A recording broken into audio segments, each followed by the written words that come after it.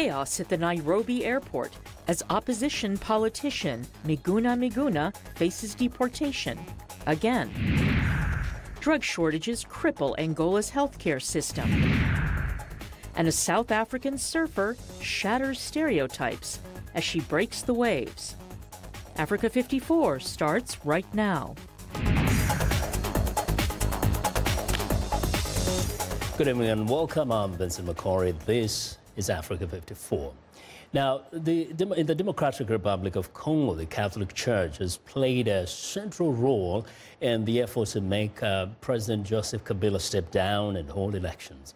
Clergy have organized 2 mass protests in recent months. The marches have sparked violence and casualties, and protesters say more demonstrations are coming. AVIA's Anita Powell filed this report from Kinshasa. Sunday mornings in Kinshasa normally mean packed pews in the city's many Catholic churches. But on recent Sundays, the clergy has been sending the faithful onto the streets to pray for something else: political change. The church, which holds an influential role in Congolese society, mediated a late 2016 political agreement that demanded Kabila's resignation and elections in late 2017. When that failed to happen, Congolese took to the streets in Kinshasa and other major cities late last year and earlier this year. But security officials reacted harshly to the protests, and members of the clergy were arrested, wounded, and even killed. The U.S. government has urged Congolese authorities to respect the right of citizens to protest. At the St. Francois de Sales parish in Kinshasa, parishioners say they are angry over the January 21st shooting death of a young novice. Therese Choir director Manu Bakutu says he's haunted and angry after watching her die in a pool of blood. She was calm. She prayed a lot. Other parishioners say they'd also lost loved ones in the protests. To our surprise, we learned that there are police who have gone so far as to enter the parish. They fired tear gas, and there were even real bullets.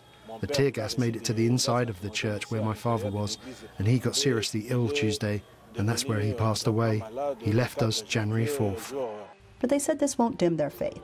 Parishioner Paul Buka says his protest injuries have only made him more determined. And how to do it when we don't have weapons. We can only protest with marches and raising our voices as high as possible so the world can hear us.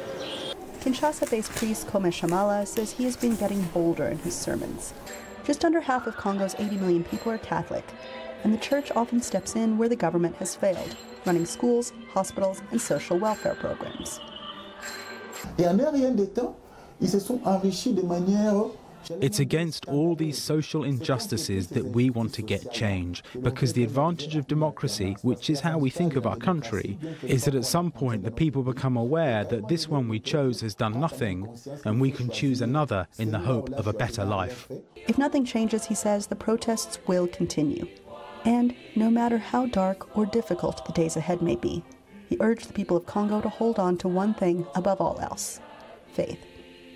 Anita Powell, VOA News, Kinshasa. Former South African President Jacob Zuma has been summoned to appear in court on April the 6th to face corruption charges. The charges, which relate to a government arms deal in the 1990s, were originally thrown out nearly a decade ago.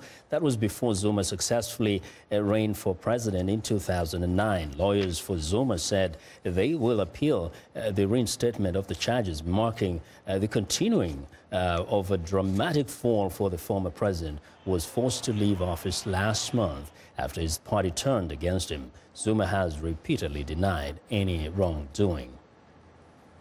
And now in North Africa, where Egyptians in their 2 largest cities, Alexandria and Cairo, are voting on Tuesday. It is the second day of a 3-day presidential election. Incumbent President Abdel Fattah el-Sisi is set for an easy victory after authorities urged people to cast their ballots to provide a strong mandate for the former military commander. Al-Sisi faces just one challenger who is expected to barely register against the incumbent whom he supports. Critics have slammed the elections as a charade after more serious challenges were forced to step down. Egypt's election commission said the vote would be free and fair. The ex-general, who in 2013 led the military overthrow of Egypt's first democratically elected president, Mohamed Morsi of the Muslim Brotherhood, is trying to defeat Islamic insurgents in the Sinai Peninsula and complete a series of mega projects inaugurated with great fanfare since he came to power. Now, voters in Sierra Leone will have to wait until Saturday for a runoff election to choose their new president. The original date was Tuesday, but a Supreme Court injunction affected the electoral body's preparation, leading to the 4-day extension by the Election Commission. Ruling party candidate Samura Kamara is facing off against opposition leader Julius Maada Bio to replace President Ernest Bai Koroma, who is stepping aside after his maximum 2 terms in office. Now, if you live in Europe or perhaps in the United States, you're probably used to buying and selling things on your mobile device. Many take the convenience of online shopping for granted. But for e-commerce, as it's called, is not as widespread in sub-Saharan Africa yet. VOA senior analyst Jeffrey Young spoke with 2 United Nations officials about the challenges of e-commerce on the continent. In much of the world, shopping via the internet is as easy as click and pay from the comfort of home or at the office. It's called e-commerce. Africa is lagging behind in developing this emerging business, as stated via Skype from Geneva by UN Conference on Trade and Development UNCTAD official Torbjorn Fredriksson. If you look at Northern Europe, 70 to 80% of the people are already buying goods and services online. But if you go to Africa, very few countries have more than 5% of their population buying online. So it's a huge gap. The UNCTAD says e-commerce in Africa is dominated by Egypt, most recently reported at $3.9 billion, followed by South Africa at $1.2 billion. Well behind them is Ghana at 90 million and Ethiopia at 60 million. To fully enable e-commerce in Africa, especially SSA, several hurdles must be cleared. That's discussed via Skype from Kigali. From UN Economic Commission for Africa official Jamie McLeod. They lack often a lot of the physical infrastructures, things like fiber optic kind of cabling and as fast internet and as widespread internet in the countries. But also the soft infrastructures that enable e-commerce to flourish here. That's things like consumer protection laws, online fraud kind of laws. Less than half of Africa's countries already have these protections. Another challenge facing African e-commerce is what some call the last kilometer, getting the merchandise to the recipient's hands.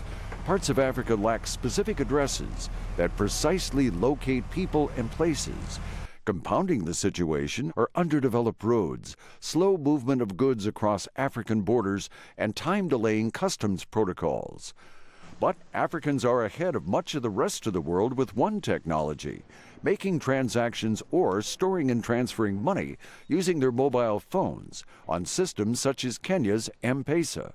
But this system needs further refinement, according to Torbjorn Fredriksson. The big challenge now is to facilitate more interoperability between the different mobile money deployments within countries, but even more between countries. Viable African e-commerce depends on its states forging trade and regulatory agreements, enabling the free flow of goods and services.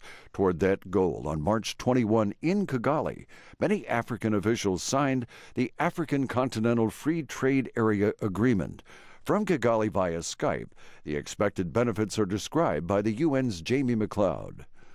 When you go to collect your product at the post office collection points, you'll be pleased to see that it's arrived in duty-free. You've got no unexpected tariffs that you might need to pay on it. Mr. McLeod and others point to the success of the European Union's region-wide trade policies and say similar structures will benefit African business and help enable the robust growth of its e-commerce sector.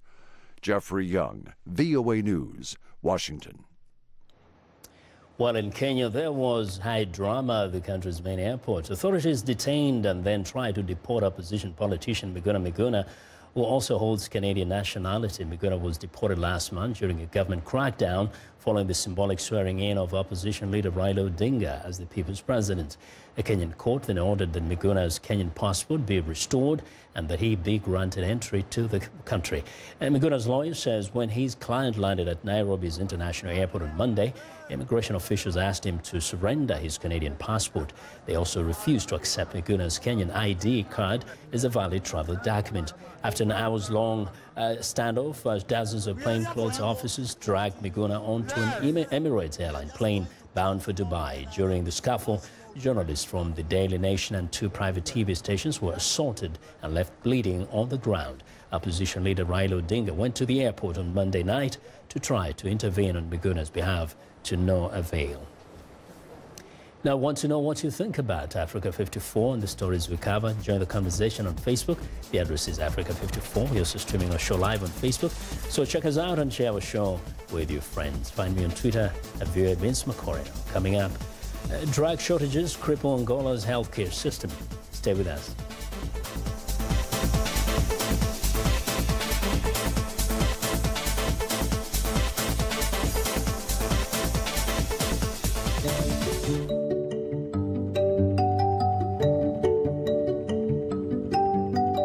This is a country that I chose to become a citizen.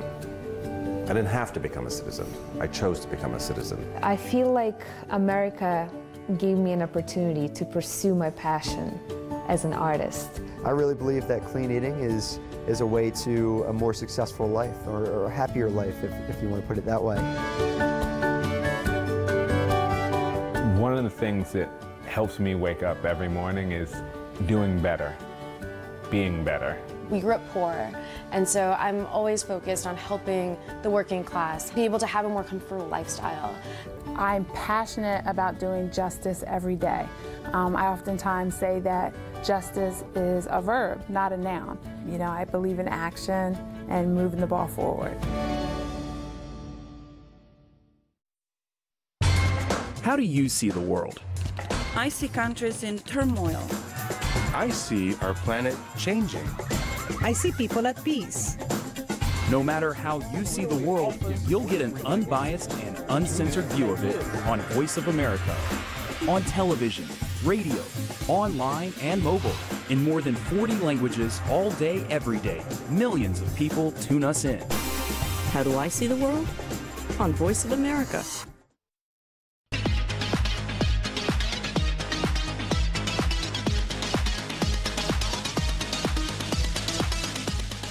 What joining us now is Africa 54 health correspondent Lino Madu. What do you have today for us, Lino?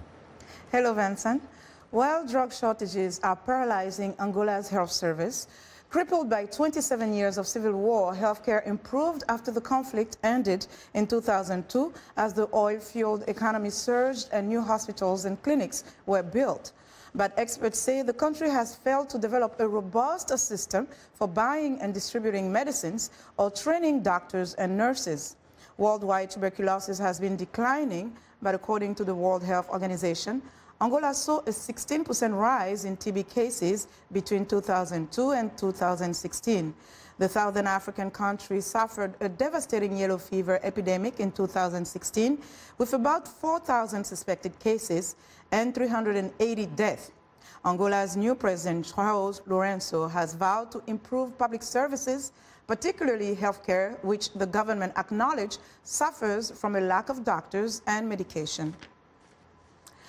Now, about 20 years ago, scientists started finding genetically similar viruses in very different environments and different locations around the world. Now they know why. Faith Lapidus explains. The arid Sahara Desert is actually teeming with life, microscopic life. But those microbes don't stay in the sand. Millions of types of virus and bacteria, including deadly varieties, are being swept high into the atmosphere on small particles of desert dust and carried halfway around the world. An international team of scientists has now detailed the long-range dispersal of these microbes. So if you have some viruses in the Saharan Desert, they can be traveling to the Amazon just because these atmospheric currents or you have some viruses from the surface ocean that can reach Europe. Researchers built platform sites high in Spain's Sierra Nevada mountains, where they found tens of millions of bacteria and nearly 1 billion viruses being deposited per square meter daily.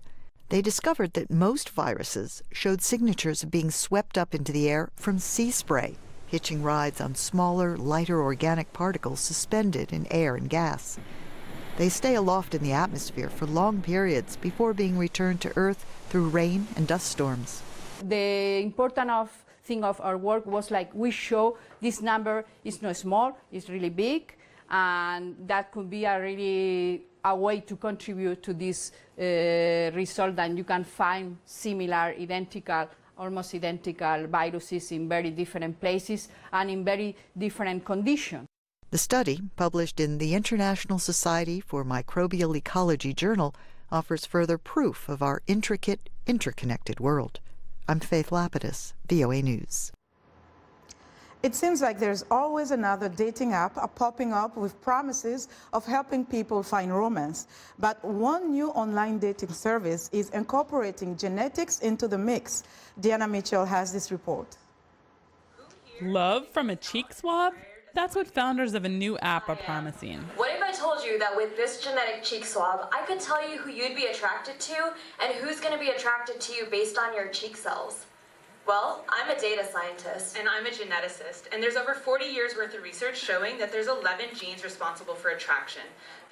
They're calling the app Pheromore, a cross between pheromone, the small molecules that are emitted from the body and are smelled by the people around us, and amour, the French word for love. Their app, which launched earlier this month, came in second at a recent tech event called Startup Grind. Pheromore looks at genetics-based human attraction and social media metadata to help people increase their efficiency of dating. Pheromore hones in on 11 genetic markers collected from that cheek swab that they say have been proven by scientists to be responsible for attraction. But one scientist at UC Berkeley isn't buying it. Our ability to predict anything from genetic data is relatively poor, and something like mate choice, who you are attracted to, we really can't predict that at all. So when people are trying to sell genetic prediction for mate choice, it's to a certain degree selling snake oil, because we can't really do it. The genetics is not worked out well enough yet. But the founders stress that the app doesn't just look at genes. It pairs the genetic information with your social media activity to get a fuller picture of your personality and interests. So you download the app, you purchase the kit, you instantly start to match with local singles based on the metadata from social media. When you swab your cheek, you send it back to us. It takes about 2 weeks, and the genetic information will just enhance the compatibility scores. In addition to finding romance, the company says Pheromore is also saving lives. The same 11 genes that we look at for attraction are used to fight blood cancers. We have a partnership with Gift of Life, which is a national cancer registry. We ask all of our users if they'd like to consent and be part of the registry. This means if they're a match for someone with leukemia, lymphoma, or other blood disorder, they may be contacted at another time. The DNA test costs $19.99, then it's $10 a month for the service. Perhaps a small price to pay if their science can lead to love. Dina Mitchell for VOA News, Redwood City, California. Now that's innovation in dating. Well, that's our health report for today. To stay in touch, find me on Twitter at Lenore Moudou. Vincent, back to you. Well, thank you very much for joining us today, Lenore. Be sure to watch for Lenore Moudou every Tuesday and Thursday for the latest health news in Africa right here on Africa 54. Well, it's time now for a short break. Still to come on Africa 54. In South Africa, changing the narrative about surfing. We'll be right back.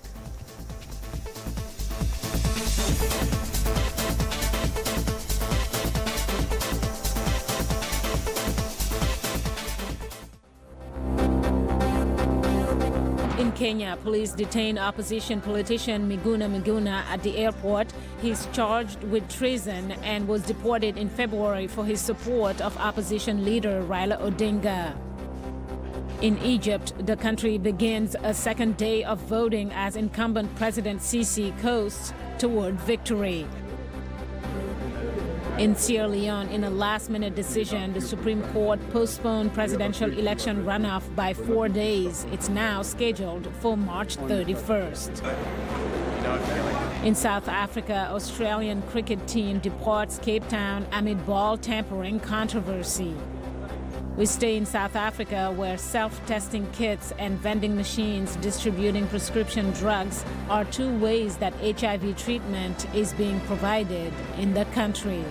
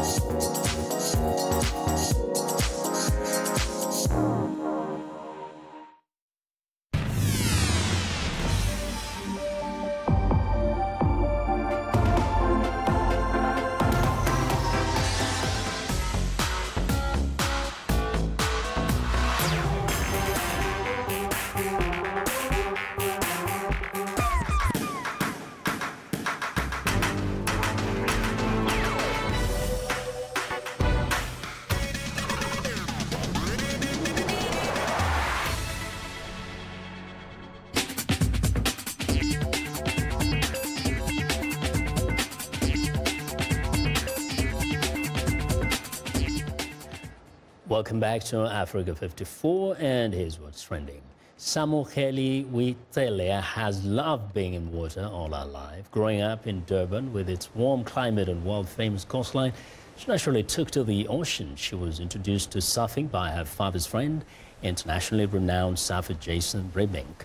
In 2015, Tele completed in her first World Surf League event in Balito Pro, becoming the first black South African woman to compete in the professional surfing event.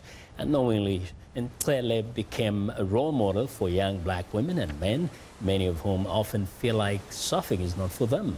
While there are many black surfers in South Africa these days, observers say they are still poorly represented in media and promotion of the sport. Well, next up, Algeria's youth are embracing the cosplay trend at the Games and Comic-Con there. Even in Algiers, cosplayers, along with video game lovers and comic book fans, are gathering in Algiers for the 3-day Games and Comic-Con. Tantair cosplay, or costume play, is an international phenomenon in which fans dress up as characters found in comics, manga, anime, films, and more. Known as cosplayers, annual conventions like Comic-Con draw devoted fans. Now, the first edition of Games and Comic-Con Tantair drew 24,000 visitors. Organizers are already planning next year's edition. And finally, in Steven Spielberg's new movie, Ready Player One, disaffected citizens in the year 2045 don virtual reality headsets to enter digital universe. It's a place where they can dance at clubs or race fancy cars through the streets of New York, in fact.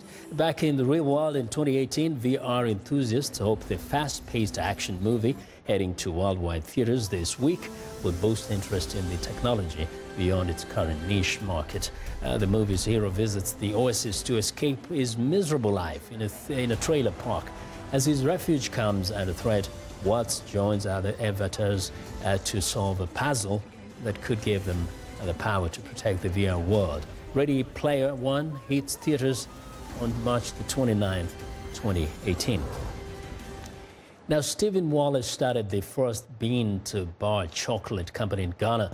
He is also the author of a new book about his experience, Obroni and the Chocolate Factory, an unlikely story of globalization and Ghana's first gourmet chocolate bar. He recently spoke with VOA's Carol Castile and Philip Alexio on the radio program Press Conference USA. Countries like Ghana, who are very comfortable, at least historically, just simply exporting beans. So they got very good at it. It was frankly easy to do. They had a wonderful cocoa growing tradition. and people were comfortable. There was an inertia there. And on the other side, in the countries in Europe and the United States that crafted fine chocolate, they made the machinery that made the chocolate. So they knew what to do with processing the beans.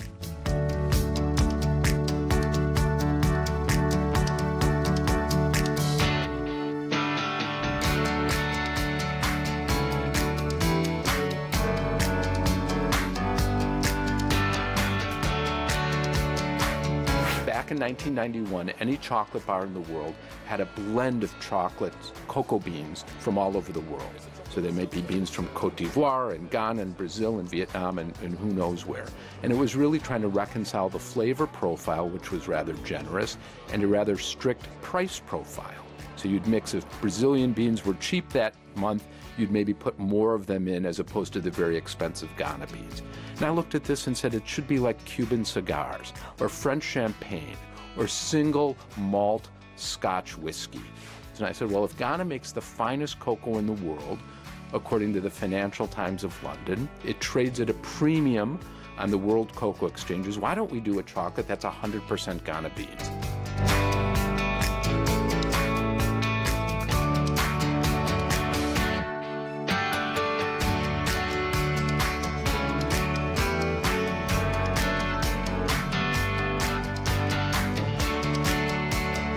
I think we were the first to really go bean to bar with a finished chocolate bar that was really export ready and export credible.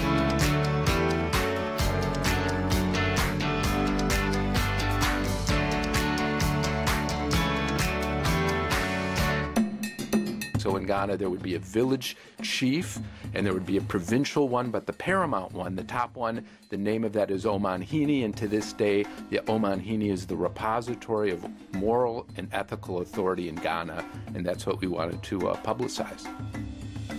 I'd love to have a situation where we could bring people to the farms and really be able to educate and show and let them look at cocoa, see how it's harvested, help harvest if they want, and be able to have a sort of a very small line demo factory up there so we could have people actually see their cocoa bean transformed that they picked or harvested or helped with if they wanted to, transformed into a chocolate bar, maybe of a recipe of their own choosing if we do it right. So we've got all sorts of ideas for what to make Ghana really the focal point or the chief venue in the chocolate production trade. Well, and that's our show for today. Now be sure to watch Africa 54 on our website at viewafrica.com. For more news, tune in to View's Evening Radio Show Africa News tonight at 1800 UTC and in the mornings to Daybreak Africa between 0300 and 0600 UTC, Monday through Friday. Thanks a lot for watching. From all of us in Washington, have a good night.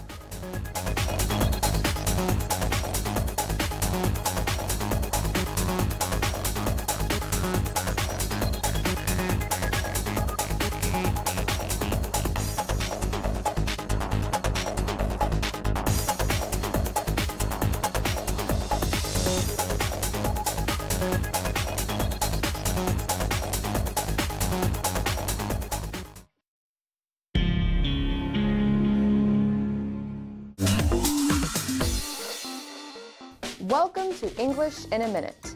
When you slip, you fall down. But how does something slip from your mind? Slip one's mind. Let's listen to Anna and Jonathan. Look at this beautiful cake I made for the dinner party. Oh no, is that tonight? Yes? Didn't you make something? No, it totally slipped.